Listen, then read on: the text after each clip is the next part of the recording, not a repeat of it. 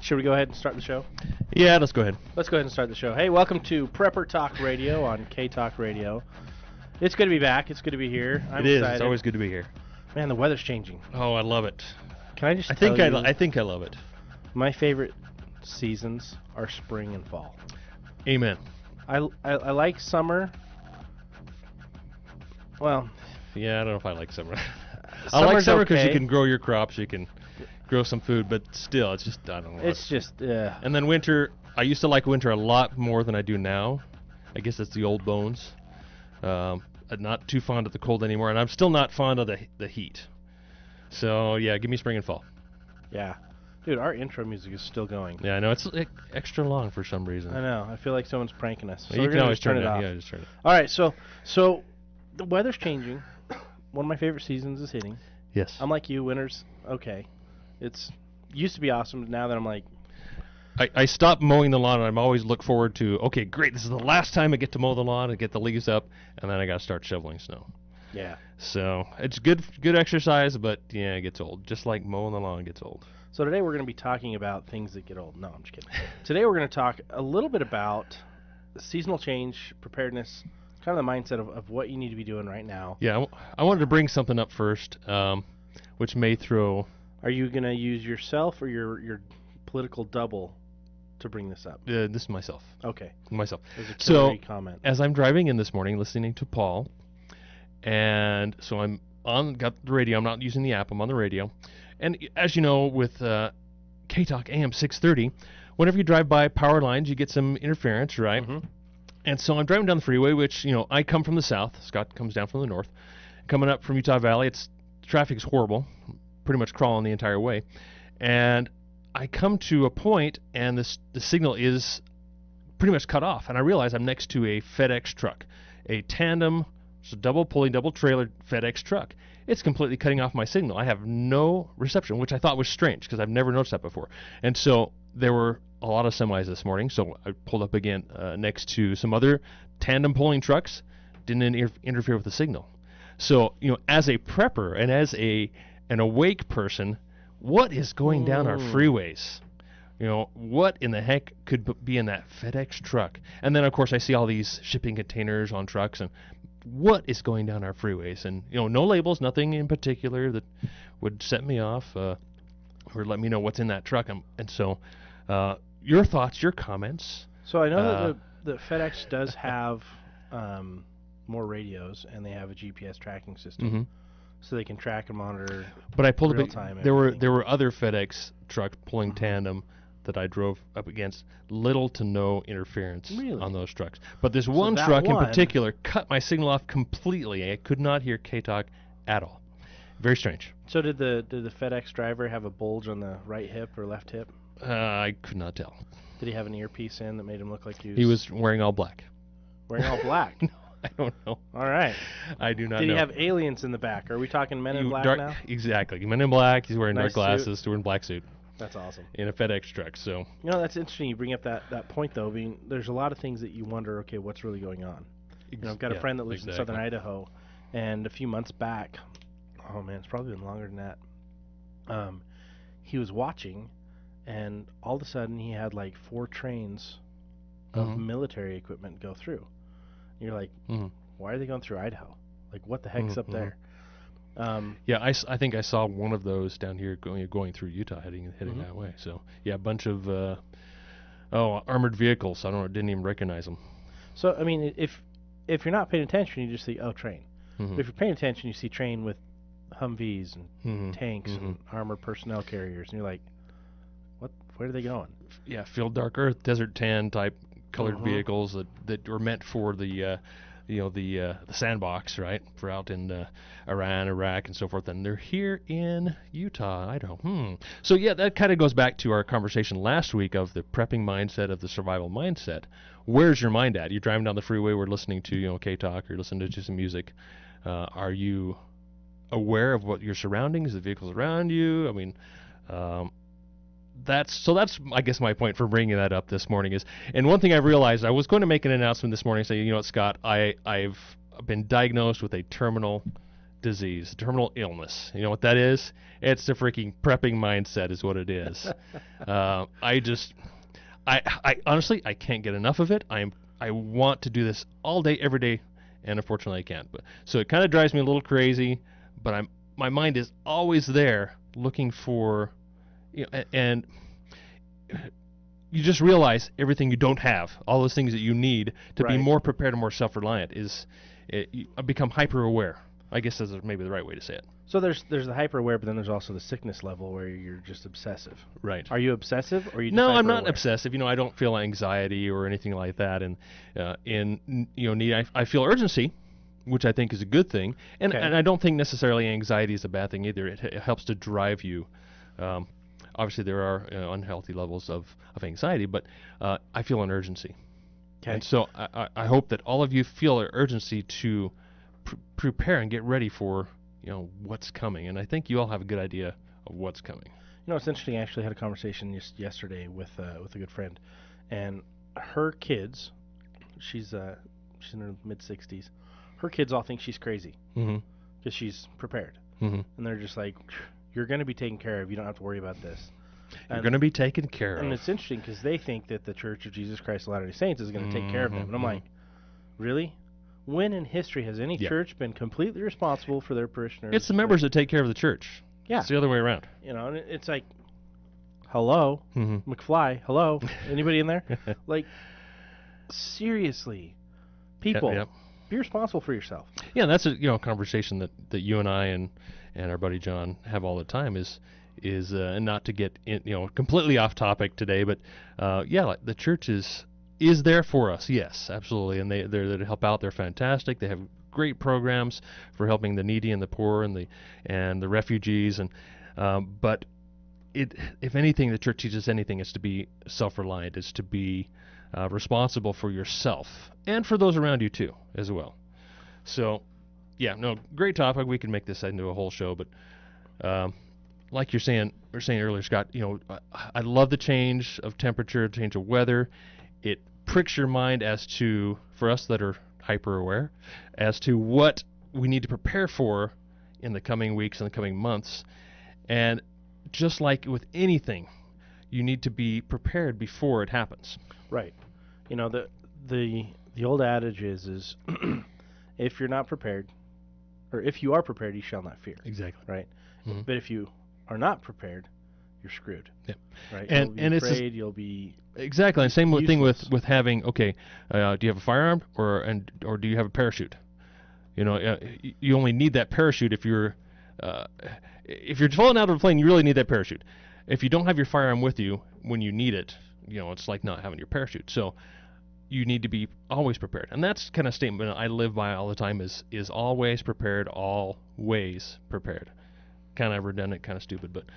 And so we're talking about our first topic we wanted to talk about is like your 72-hour kit, or in Scott's case, his 96-hour kit. I don't think it matters, if it's 144 hours or whatever. Right. But it's your bug out bag, your to-go kit, your jump kit, whatever you want to call it. And Scott and I have this habit of, okay, here comes conference time. We get a time to shut your brain off and to sit and relax. And let's go through the supplies. Let's go through the storage room. Let's go through the 72-hour kit. Let's go through all the preps and do an inventory, start to organize, and do this twice a year. For me, it's a great practice because there are a lot of times I'm going through my supplies and I realize, okay, where is this item? Where did I put that? Yep. I'm so terribly organized, I forget where everything's at.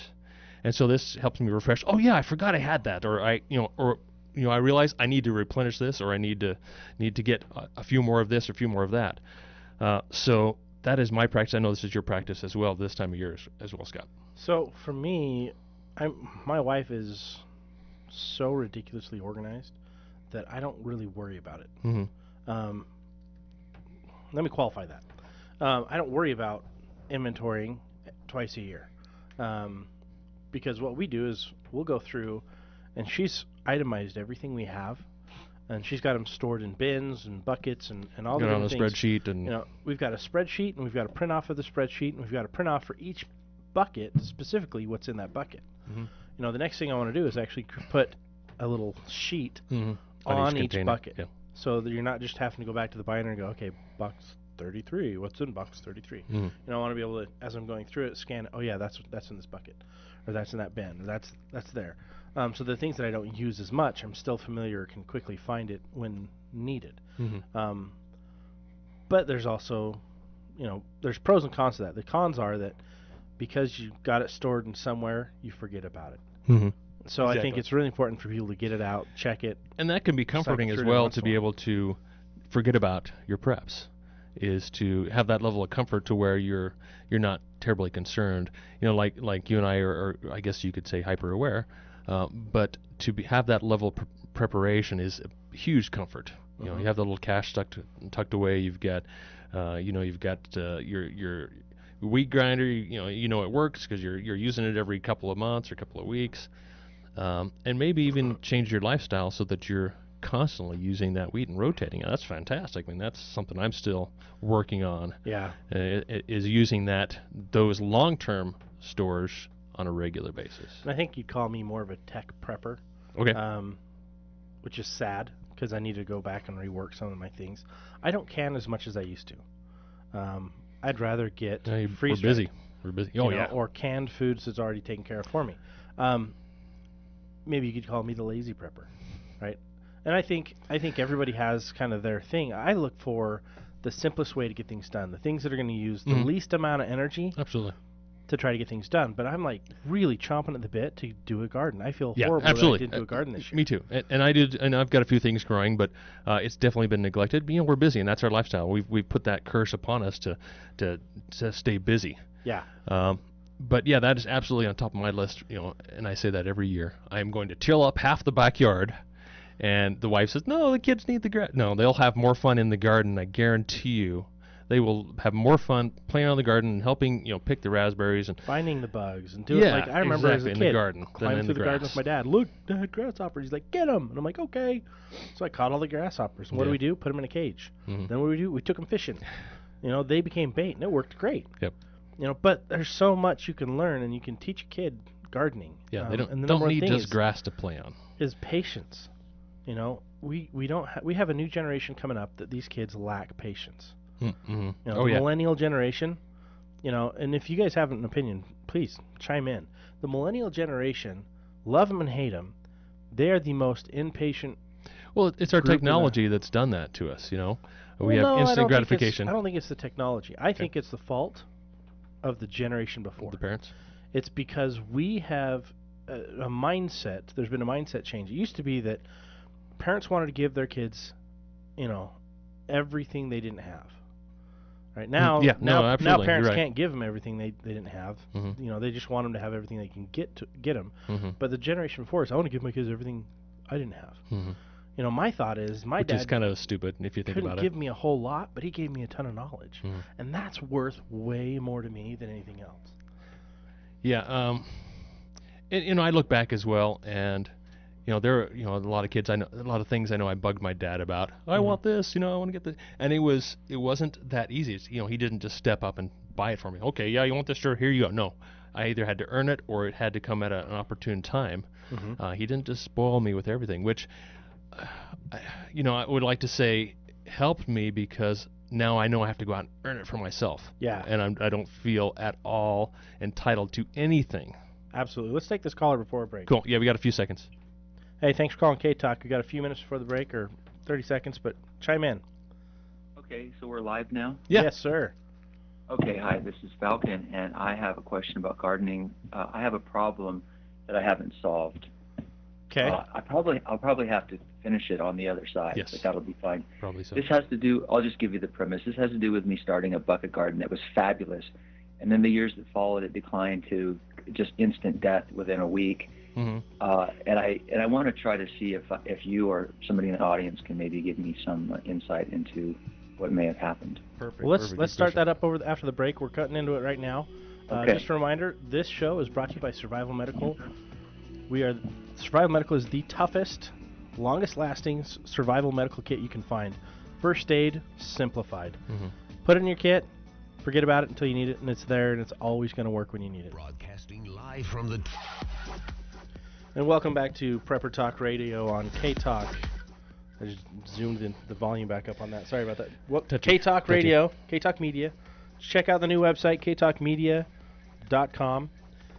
Tons of updates. It's going to be periodically updated with more content, more exclusive content, video. Yes, and we at PrepperCon, Prepper Talk, are going to be making some fun videos, and which will be uploaded to our site as well as to your K-Talk Media. So keep an eye out for those. So I'm really excited about it. Absolutely.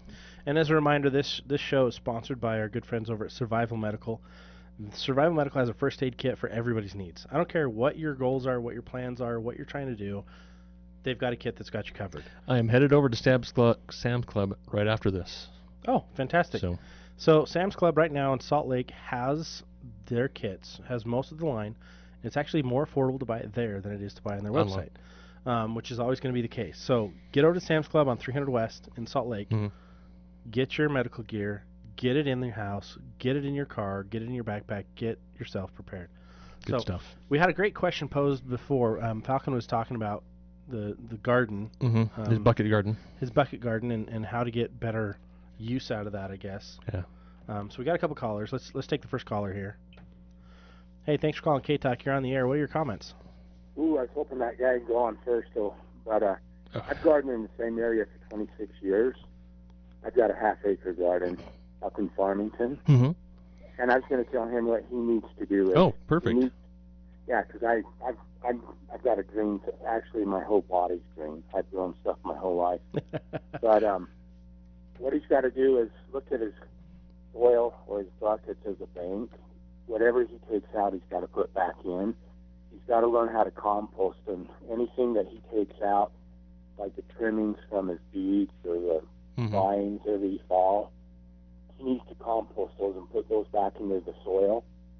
Because they're drawing out, the minerals during the summer. But there's one key mineral that I was even missing this year after all my farming and organic gardening that I had never been using, and when I used it this year, everything took off again.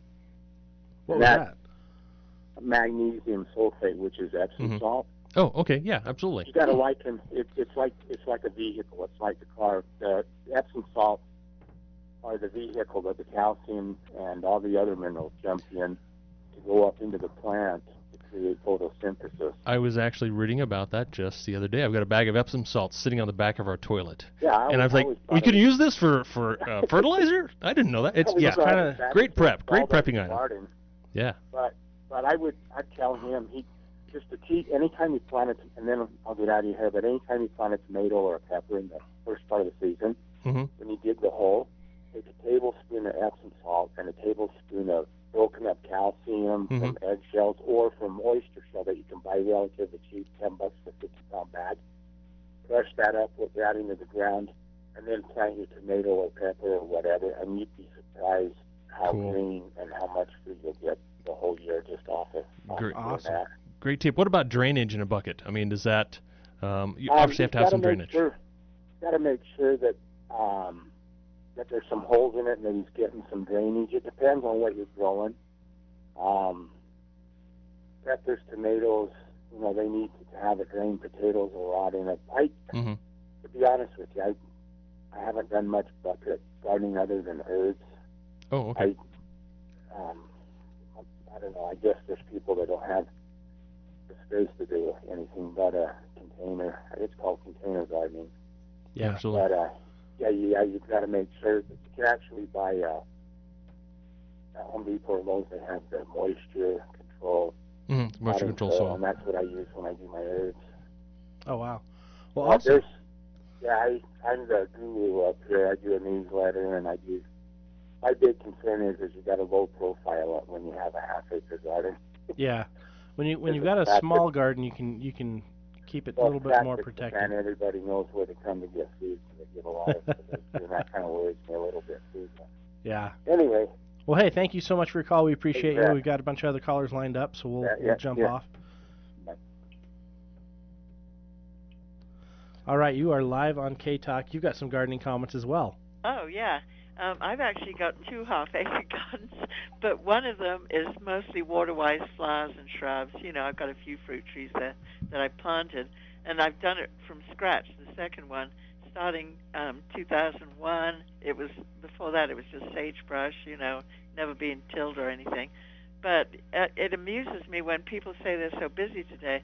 I have never seen so much waste of time as people waste today. Amen. These stupid cell phones and Facebook and all this other garbage. I mean, I don't have time for that. And there have been several weeks where I've worked 60 hours a week. This is not unusual, including last week. And as I said, I'm 74.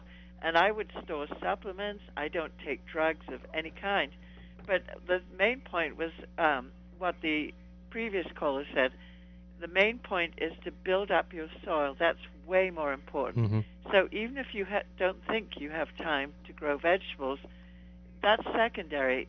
Start building up your soil. Put everything organic you can on it. And you can do sheet composting. You don't have to go and build a compost pile. Just gather up leaves. And if they tend to blow away, which mine do, I get manure from the neighbor next door, and I cover them so they don't blow away. Now, Wendy, is it a good time to do that right now in the fall, or is it best to do that in the spring to build up your soil? Do it in the fall, because the snow actually is your friend, and kind of starts working on them. That's why insulates it and allows it to break down. And you notice in the summer you put all this stuff on your soil, and the sun has broken it down big time. That's true. It's time to do it all over again. But that's the most important thing, is to build up your soil. And I don't go for these novelty things like garden in the bucket or whatever. You've got to get serious, get a piece of land and start developing it, get rid of the weeds. And some people use the excuse, like, I'm lucky to have a source of manure right next door, and I go back and forth with my 4 or 5 gallon buckets on a little cart. But my other next door neighbor said, I wouldn't use manure because it'd bring in all these weeds. I don't have any weeds because it's composted. I get the oldest. And to me, that's just an excuse not to do the hard work. Wendy, you are very right on all different fronts. I need a piece of property myself, and we're actually going to have Buna on sometime the next couple of weeks, who is a gardening expert. We're not experts when it comes to gardening. We're definitely learning, but Buna is amazing. So we're going to have her on in the next couple of weeks. Build up your soil. Absolutely. Perfect. Yeah, absolutely. That takes a long time. Right. Thank you, Wendy. Appreciate the call. Okay. Thank you. Bye-bye. Got some more other calls here. All right, you are live with K-Talk. Thanks for joining the conversation. Are you there? Yeah, yes. Hey, the caller before Wendy, his voice was muffled. What did he say besides the Epsom salts to mix with it? Calcium. Like eggshells or broken oyster. Oyster shells, yeah. And so, one thing I do, I actually will sometimes I'll save my eggshells, wash them out and crush them up. And just hold on to those to throw in with them. Exactly. I've always thrown the eggshell out, but is there a place that you can buy that, like IFA or something like that? Probably. IFA actually does have the crushed oysters, so you can get that there. I think Cal Ranch Stores also has it. I want to say they do, but I'm not 100% sure. If IFA doesn't have it, they can probably get it for you. They can. So Epsom salts, crushed, and then the magnesium, he said too. That's in the Epsom salts. Yep. Yes, correct. All right. Even if you're using cow manure, you should still add the other stuff? I'm not 100% on that. I know you can get your soil too hot. Yeah.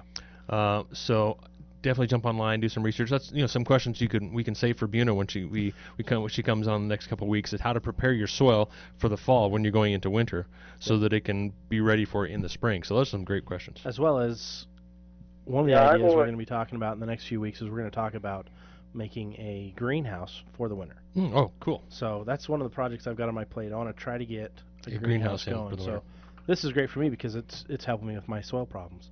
Yeah. I've noticed after 30 years of gardening that the previous farmers used to try to get their manure out in the fall before winter, so it could leach into the ground through the winter, better than springtime. But I've always noticed that no matter what time, whatever you plant, if things one year really produce and then the next year something else really produces, and I've never been able to figure out why.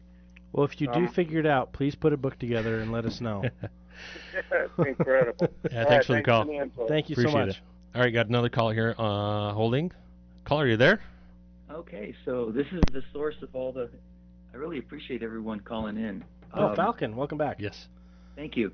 So I was in northern Utah, and I was transitioning from one house to another, and it was that market time, and I decided to be a renter for a short time. And I didn't want to dig up the backyard or do any damage to the property for a garden. So I created this bucket garden, and I used 9 buckets, and I plumbed in the watering system and put it all on a timer. I didn't have to do anything after that. It took me about 2 hours to put it together. I bought soil from the store. I used a thing called, I think, 6-in-1 or something like that, and I used the Epsom salt. And I put all this together, and it was so maintenance-free that all I did through the entire season was take macro photography of the ecosystem, the little bugs, the six-eyed spiders, and everything. I had a great time. It was a wonderful season, and it was fabulous. It became a cornucopia. It grew so massively. I had so many vegetables coming out of this garden. I thought that I had discovered this wonderful key to simple gardening. Then I bought another house, and I moved, relocated to southern Utah.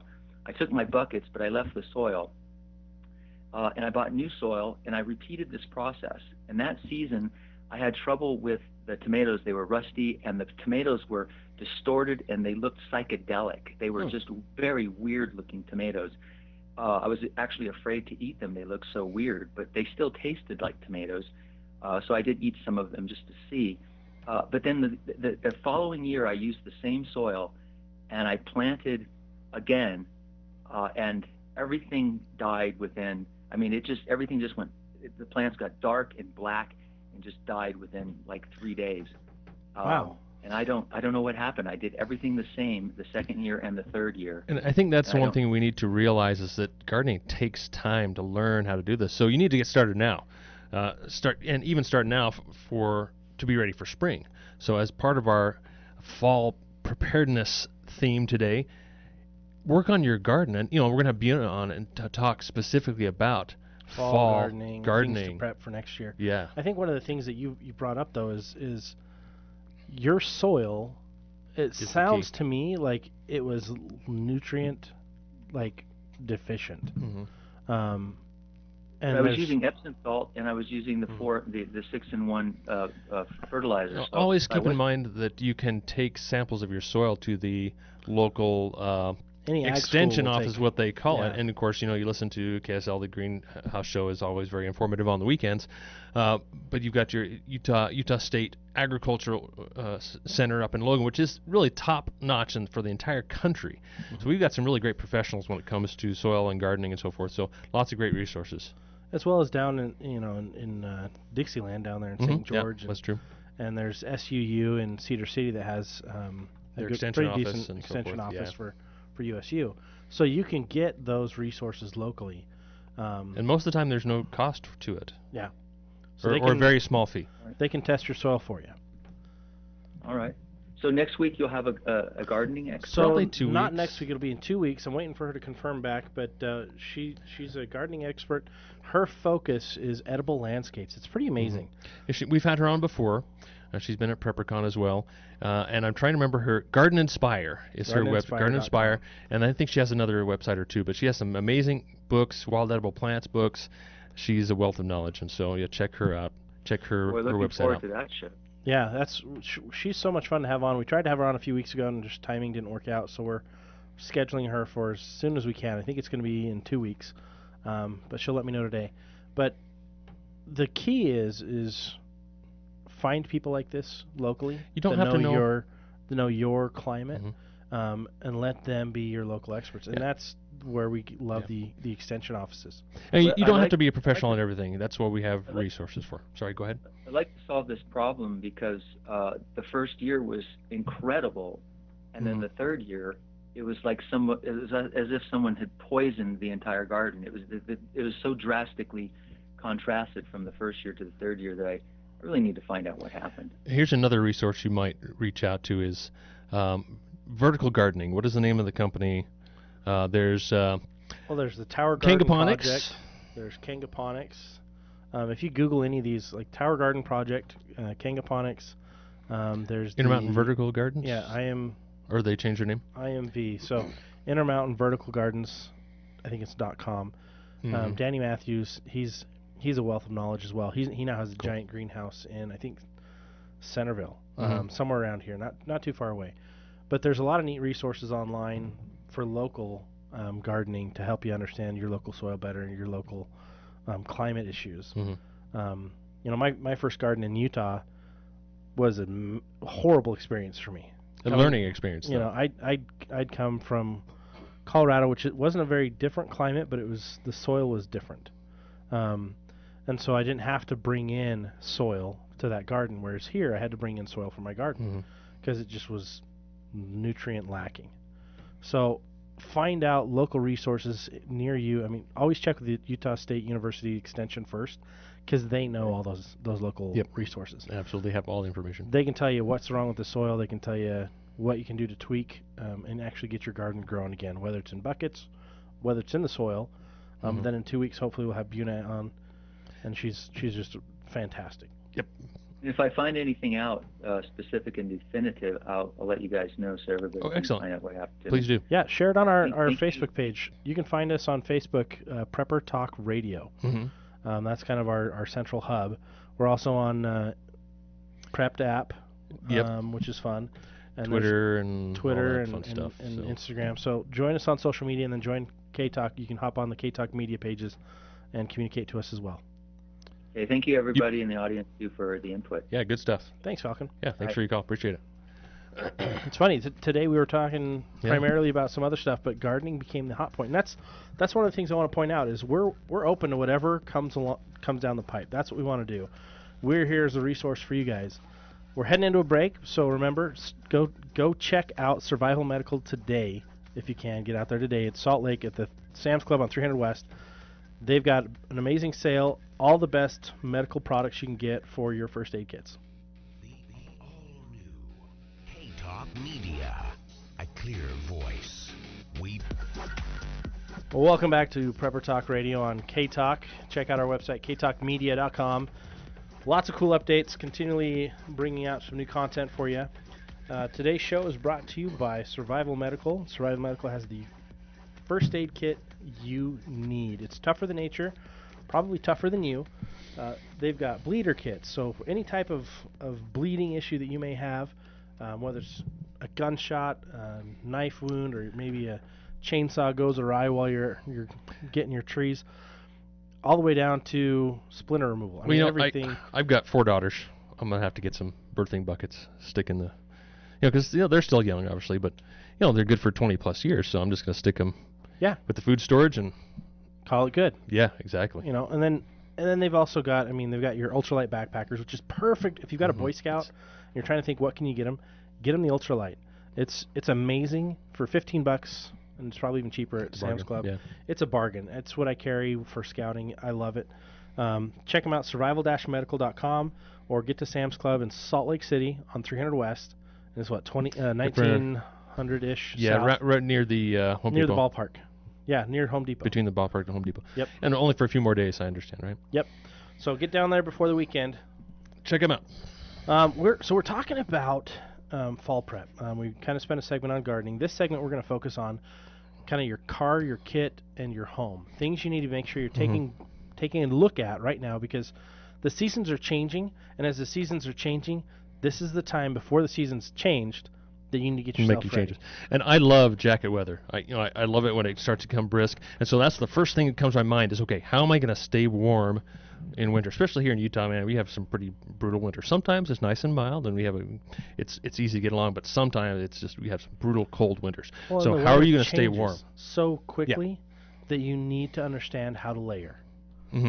Understanding layering, making sure you've got a good jacket that also is waterproof, or a shell that's waterproof that you can put on top of your jacket, or a coat, jacket, shell. I live for layers. It's not only stylish, it's functional, right? So you start with the base layer.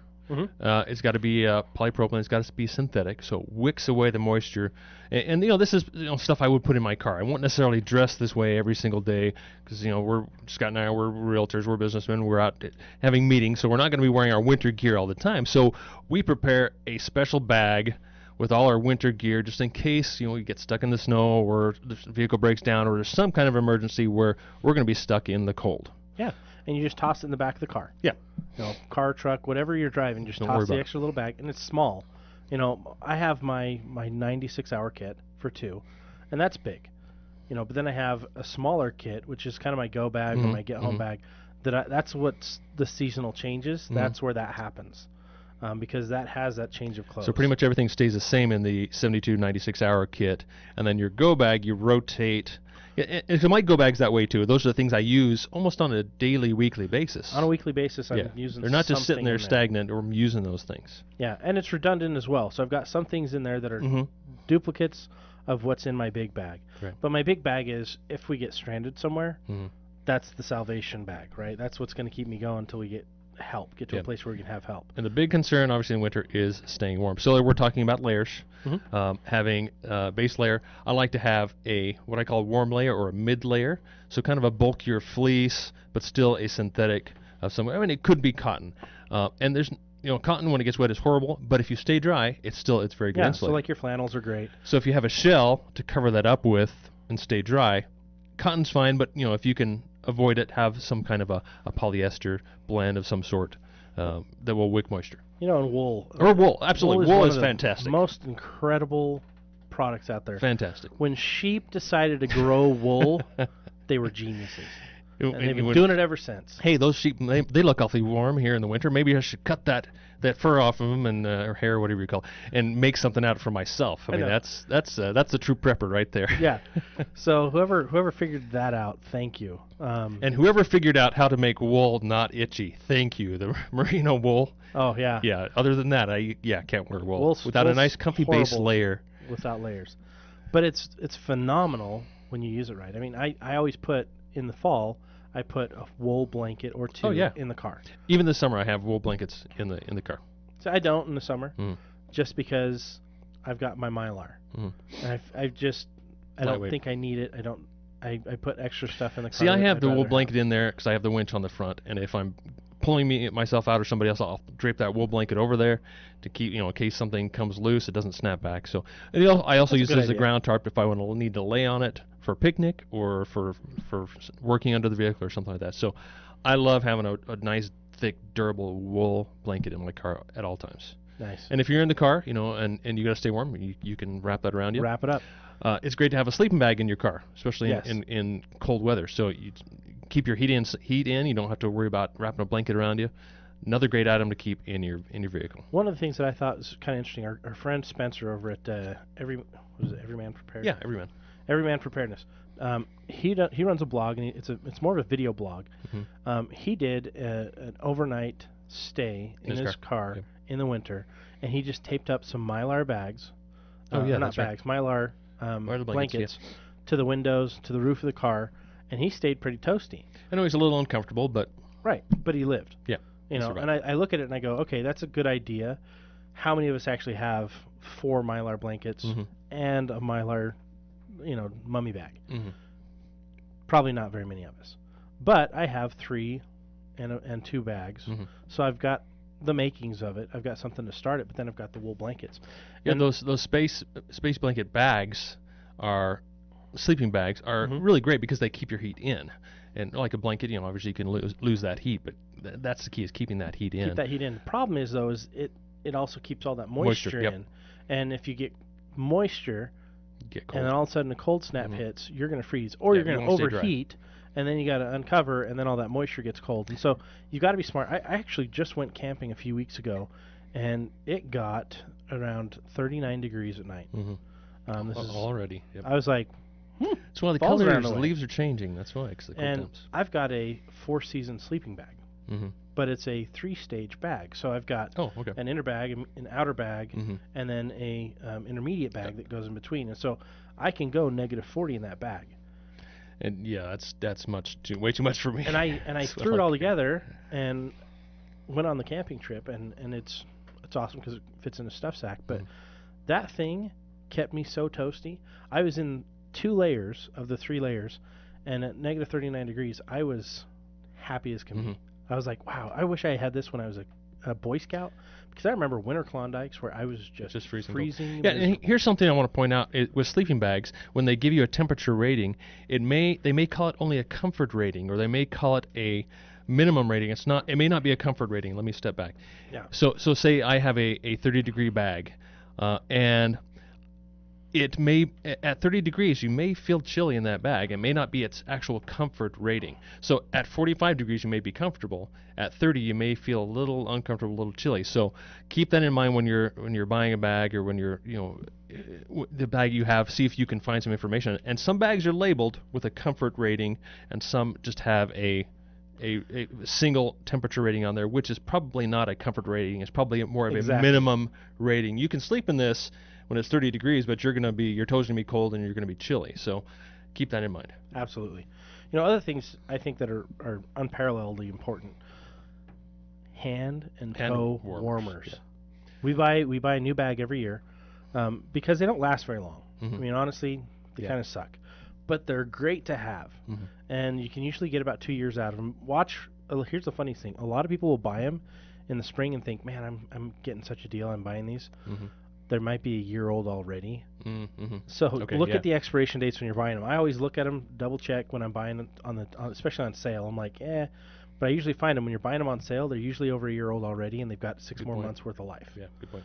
So watch out for that. But I think that's one of the ones that, we need to look at fuels and things to keep you warm, things to keep your home going during the winter. So being outdoors, being in your vehicle, make sure, and this is something I push all year round, keep your tank full.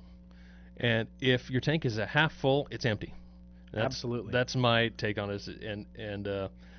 So I rarely ever let it get below half full, whether it's an emergency or whether it's summer or winter. If you can run your vehicle in winter and keep the heater on, you can literally idle on full tank for hundreds of hours to keep your heater going. Yep. So it's something very easy you can do. I'm actually in the process of buying another vehicle, and so I'll be selling. So the PrepperCon truck that you guys see around town, I'm actually selling that. It's a love-hate relationship that I'm selling it, because I love and hate that truck, because I tow now, with one of the jobs that I do, I tow now these 10 to 12,000 pound trailers. Plus I have my Hurricane simulator that weighs about 9,500 pounds. I need a diesel, to really make pulling that make sense. And my poor F-150, as tough as he is, as gorgeous as he is inside and out, full leather, DVD, all that fun stuff, is not designed for that. And so I'm super stoked, because with getting a diesel, I can store diesel a lot longer. That's true. Diesel does store a lot longer, although it is more susceptible to the cold temperatures. Yes. But it stores for a long time. But keep in mind that for gas, I keep gas in my shed because I have gas vehicles, and I rotate that once a year. And I use a stabilizer. For diesel, you also have to use an antibacterial. Yes. But here's the cool thing. When the grid goes down, where are you going to get your gasoline? Good point. It's going to be gone. I can create biodiesel. And that's why I'm doing my greenhouse now, is I want to create a biodiesel system. And with algae and other stuff that I can grow, bada bing, baby. Yeah. And you can always, find used oil. Use cooking oil and so forth, and use motor oil and refine that and whatever. And you've got to learn how to do that. Obviously, I've got a lot of learning to do. I'm just not going there right now. I've got too many things on my plate. I'm staying away from diesel right now. I'm going to get horses. That's what I'm going to do. There you go. On your 0.17 acres. On my 0.25 Oh, there acres. You go. Your quarter acre. We got a caller. Let's bring the caller online. Hey, thanks for calling Prepper Talk Radio. You're on the air. Okay, you guys hit a subject that I love. That's fuel and fuel stabilizers. Yes, sir. Okay, well, I've got access to one that was invented and developed by General Electric, one of the chemists back in the 70s. It can keep fuel stable for 20 years. What? And on the diesel, it actually, you don't need to worry about the antibacterial aspect on it. The neat thing about it, Really? Tell us.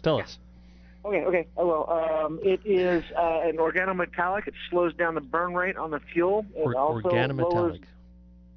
Organometallic? Organic metallics? Yeah, what it does is it robs an ion off of metal. I don't know which metal.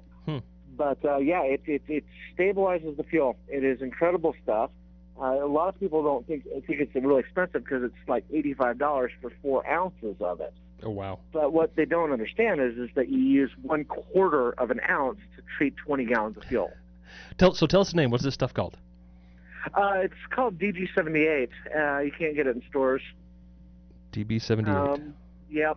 And the neat thing about it is like diesels get about 5% fuel increase on efficiency with lower engine operating temperatures.